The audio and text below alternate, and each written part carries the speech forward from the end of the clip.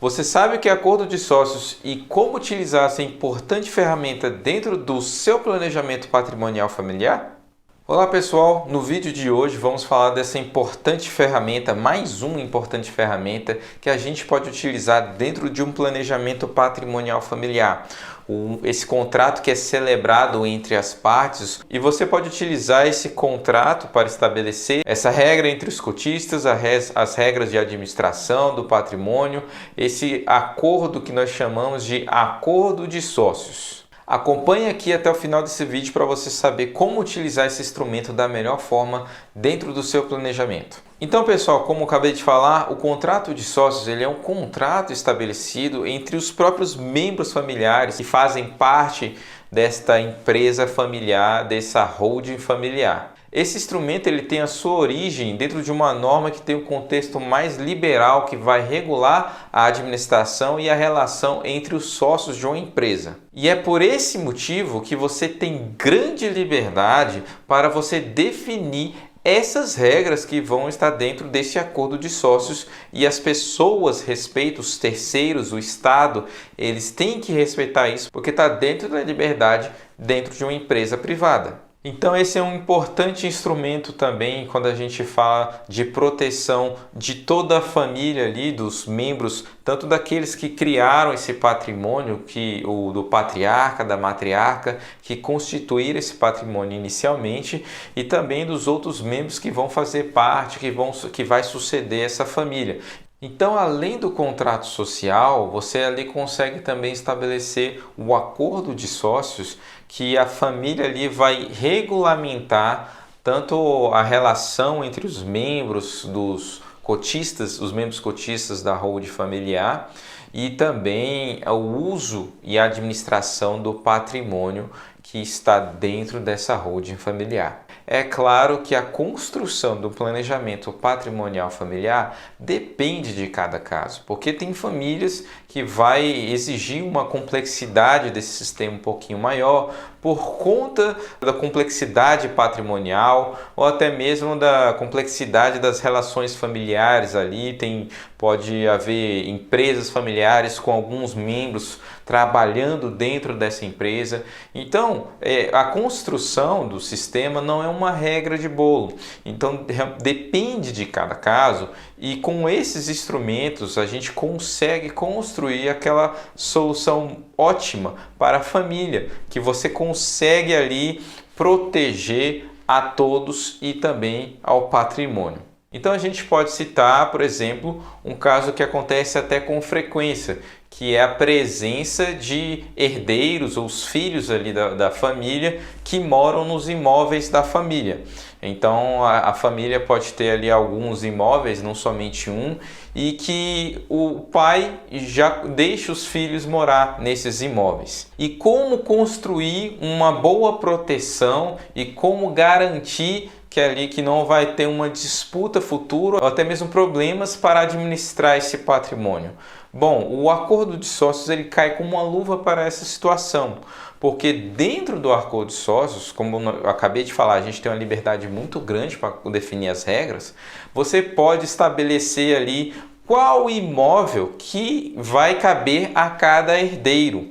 Você pode definir exatamente se o imóvel A ou o imóvel B vai ficar com o filho ou com a filha. Se aquele imóvel for vendido no futuro, quem vai ficar com o recebimento daquela venda, quem vai ficar administrando aquele imóvel. Então você consegue definir exatamente a participação dos seus filhos nesse negócio. Isso é muito interessante, porque às vezes já é feito assim na prática, e se não tiver essa regra definida, quando ocorrer a sucessão, vai ser tudo distribuído e no final até todos vão ser donos de todos. Então isso pode ali aparecer algum possível conflito ou um possível problema dentro dessa família, que você consegue resolver isso de uma forma muito simples dentro desse acordo. Outra coisa que é muito interessante no acordo é que você tem a liberdade até para definir a entrada e saída de membros dentro dessa empresa da holding familiar,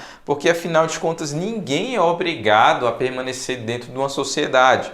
Então pode ser que no futuro um dos filhos não queira mais permanecer, queira sua parte, queira sair.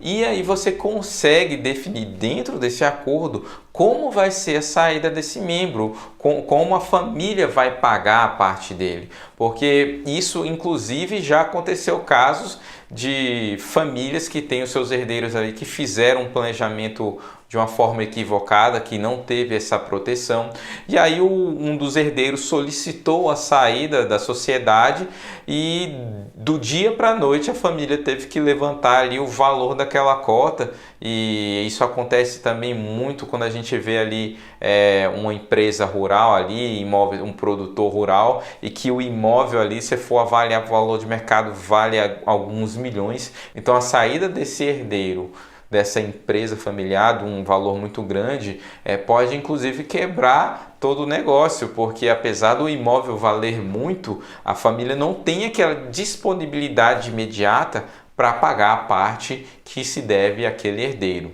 Então você pode estabelecer a regra, inclusive definindo por quanto tempo vai fazer esse pagamento, pode ser parcelado, você consegue definir isso de uma forma muito simples. E uma outra vantagem da utilização do acordo de sócios é que você pode definir, inclusive, uma remuneração para algum membro ali que faça essa administração desse patrimônio, dessa holding familiar, se for o caso.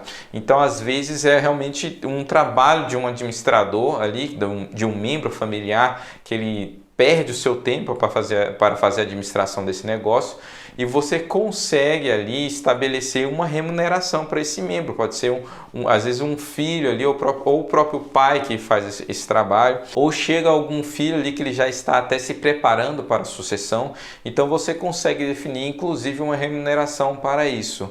Uma outra possibilidade também você pode estabelecer ali uma divisão desproporcional de dividendos, se for o caso. Então você tem muita liberdade dentro desse instrumento, e ele é sim muito importante no planejamento patrimonial familiar. Como nós falamos aqui, depende de cada caso, como vai ser construído esse planejamento, depende do que a família quer e do que ela precisa. Mas é importante que você conheça esses instrumentos para que você possa utilizar da melhor maneira dentro do seu planejamento. Então a gente pode utilizar também outros instrumentos junto do acordo de sócios dentro do seu planejamento patrimonial familiar para dar mais proteção para você e para sua família. A gente pode citar aqui, por exemplo, uma cláusula de call, que também é importante, uma cláusula de mandato para o patriarca e matriarca dessa família, uma golden share, às vezes um protocolo familiar também para estabelecer outras regras dentro da família para essa também utilização desse patrimônio e relacionamento entre os membros. Então as possibilidades são muito amplas e você pode planejar e realmente promover uma proteção muito grande para você e para sua família. Mas esses assuntos aqui a gente vai explorar em outro vídeo, tá certo? Então, pessoal, curta e compartilhe esse vídeo se você gostou, se inscreva no canal também e nos acompanhe para que vocês saibam dos melhores instrumentos para você utilizar dentro do seu planejamento patrimonial familiar. Eu sou o Diogo Ramos e eu fico por aqui hoje e a gente se vê. Um grande abraço e até breve.